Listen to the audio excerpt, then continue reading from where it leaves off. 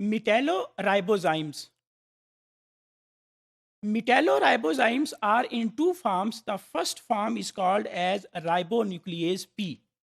Ribonuclease P catalyzes site-specific hydrolysis of precursor transfer RNA, which is essential for the formation of mature transfer RNA.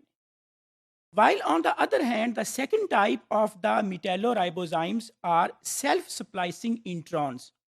Large introns, which are usually greater than 200 nucleotides, they are able to splice out themselves from the sequence. So those are called as self-splicing introns. Unlike the common introns, self-splicing introns can splice themselves out of the pre-messenger RNA without the need of the spliceosome. So they can splice them themselves. Self-splicing introns, they are of two types. The first type is called as self-splicing intron group 1. Group 1 introns are large self-splicing ribozymes. They catalyze their own excision from the messenger RNA, transfer RNA, and from ribosomal RNA precursors in a wide range of the organisms. This is the diagram of a typical self-splicing intron group 1.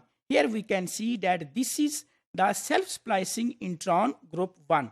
In case of self-splicing intron group 2 introns are a large class of self-catalytic ribozymes as well as mobile genetic elements found within the genes of almost all domains of the life. This is the typical diagram of group 2 introns. What is the difference between group 1 introns and group 2 introns? In case of group 1 introns, we can see here, this is exon 1 and exon 2. Between these two exons, there is a intron. In case of group 1 introns, G that is present within the sequence of the intron, this G attacks the phosphodiester bond at the 5 splice end.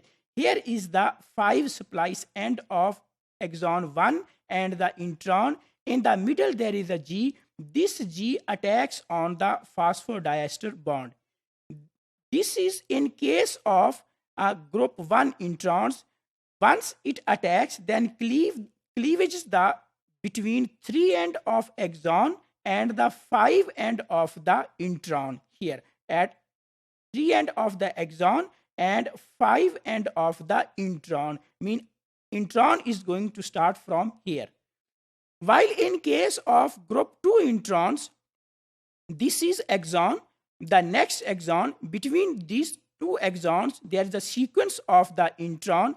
In case of group 2 introns, internal A attacks the phosphodiester bond at the 5 splice end. So this A, it attacks on the phosphodiester bond which is present at the 5 splice site. So this is the difference between these two types of the introns, group 1 introns and group 2 introns. So if we conclude that what are metalloribozymes? Metalloribozymes are of two types, RNase P and self-splicing introns. And the self-splicing introns are again of two types. They belong to group 1 and group 2.